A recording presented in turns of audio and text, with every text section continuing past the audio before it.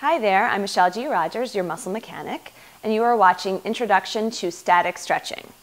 Static stretching is what most people will conjure up in their minds when they hear the word stretching. It's when you hold a stretch for an extended period of time, pretty much with the effort of trying to extend the muscle tissue and make it longer or improve your flexibility.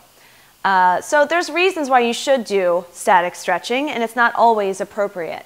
You may have even heard of the recent research that in some ways dismissed the necessity of static stretching pre-exercise. And I have my issues with the interpretations of those results, but suffice it to say that it has its place, and I'm going to explain when that might be good for you.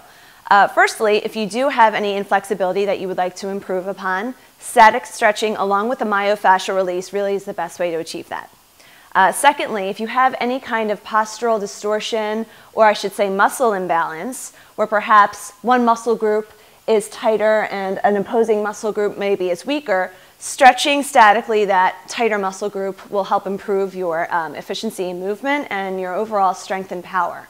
So it is important when we're talking about sports performance and overall strength. So when you should do it is really when the debate kind of comes into play. You shouldn't stretch every single muscle group before you start an activity.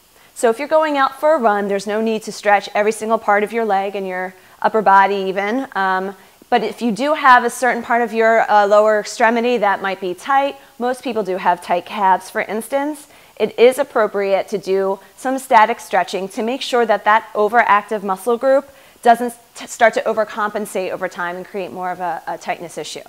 So it may, in some ways, decrease your power in that performance, but I think that the benefit of the overall mobility that you'll achieve outweighs that possibility of lowering your power output.